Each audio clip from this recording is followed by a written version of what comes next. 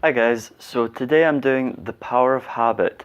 Why we do what we do and how to change by Charles Duhigg, something like that. You can correct me in the comments if you want to. Uh, the power of habit and how it can help you improve in your life, why you would need it.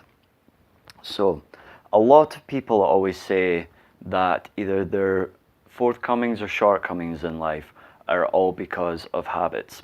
Whether it's successful people getting up at 5 a.m. every single day to start work before the rest of the world gets up, or it's people who either can't get over smoking, can't stop sleeping in, can't get to the gym, just lose all motivation to do things. This is why you need the power of habit and how it can help your life, because a lot of these habits are things we think we can't control, mainly because we don't understand them.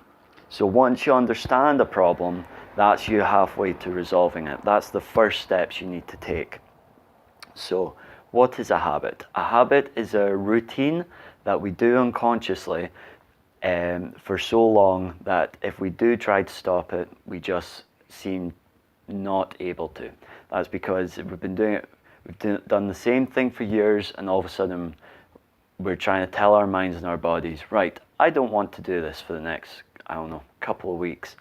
Now you're trying to take all that programming that you've taught yourself, everything you've been doing for years, to then suddenly say, I don't want to do this, or I want to start doing something else. How are you able to change that? Well, the main idea in this is the concept of the cue, the habit or the routine, and the reward. So for instance, you're smoking. The cue could be you feel a bit stressed, or it's first thing in the morning, or you're having a cup of coffee. The routine or the habit is you then go out and have a smoke. The reward from that is the nicotine gets into your system, cravings die down, you've had the satisfaction of completing that task. And depending on I'm using smoking as an example here, but let's say you smoke 10 a day. Now you're creating that habit 10 times a day. Let's say you've been doing it for the last year, that's 256. You've done that 2,560 times. You've done that. No wonder it's ingrained. And especially if you don't understand the habit, that is a very difficult thing to suddenly try and stop. With smoking, for instance, you've then got the added issue of nicotine addiction. So you wrap that up into one ball, and that's just that. Of course it's an issue, of course it's a problem. So the power of habit gives you the initial understanding of how that works. But it doesn't just do that. It gives you a potential solution for how to break those habits, how to get out of that mentality. And the way it does is you can do it. There's a few very varied approaches to doing this. The initial one is you discover what the cue is. So the cue for sleeping in the morning is you've maybe set the alarm and you hit snooze straight away, or you wake up and you feel groggy and you give yourself an excuse, you don't want to get up. Now, so the cue is getting up, either feeling a bit sorry for yourself or hitting the snooze button. So what do? Either one, get rid of the snooze button. This is good because you know that if you fall back asleep, there's nothing external going to wake you up, whether you go back to sleep and for maybe an hour so that you can then get up at your normal time for work. There's no snooze button, you don't know if you're going to be able to wake up in an hour's time and still be on time for work. So it gives you that initial sort of fear and snaps you into alertness, into awareness. Or if you're feeling a bit sorry for yourself, but the night before when you go to sleep, remember your why, focus on it. So let's say you want to get up in the morning because you want to start working out or going for a run first thing in the morning, or you need to answer some emails, or you want to start reading more books, for instance. Whole list of them on this channel that you can start reading. So when you wake up the next morning, instead of feeling sorry for yourself, you remember why you're getting up, and that will push you through that initial struggle.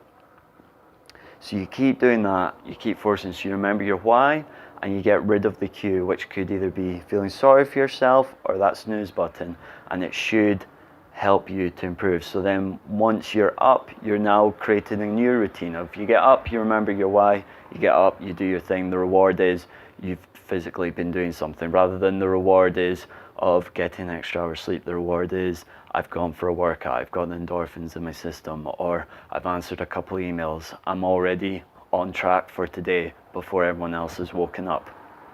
And then I personally find if you manage that for a solid 2 weeks every day, that habit becomes instantaneous. It's almost as if you've just rewired your brain, because that cue, your brain now adapts to something else. It thinks of that.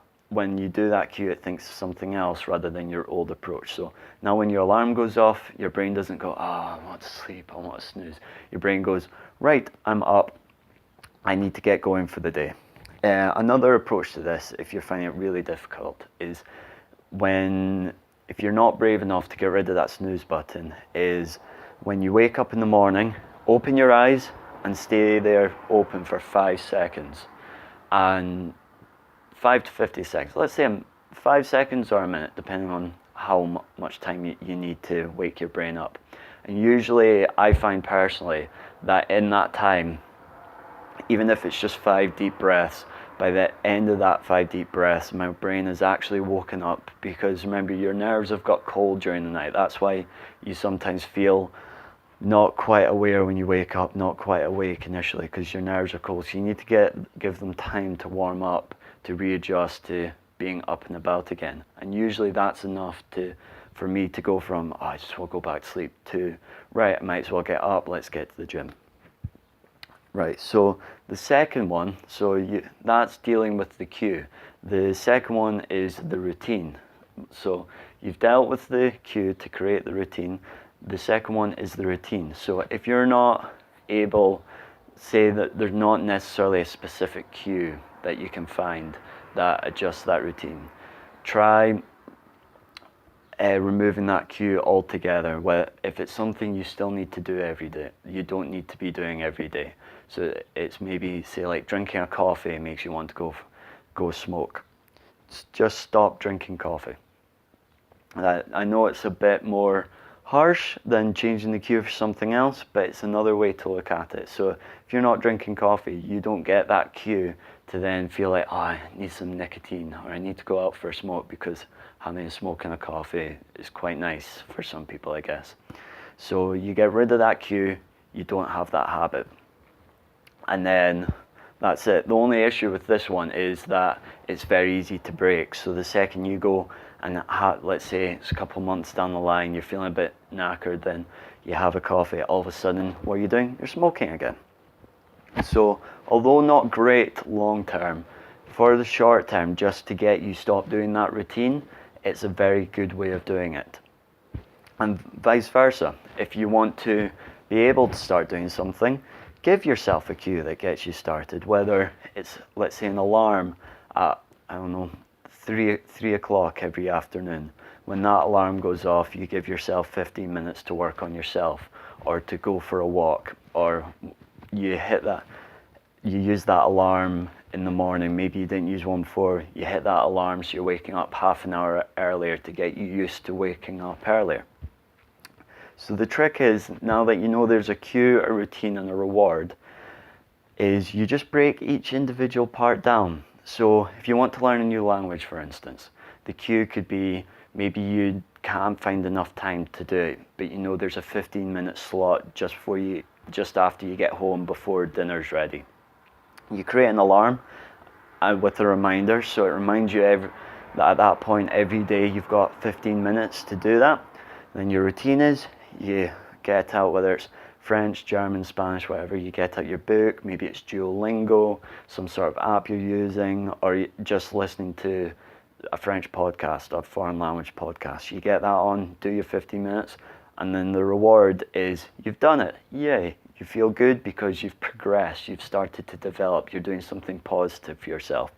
Or if you're not getting that good a reward, maybe use something else. Maybe, it's not perfect example, but whether it's like a piece of chocolate or a nice drink, something that just feels rewarding for doing that activity, then after a while, your brain becomes your brain starts to compare that routine with that reward.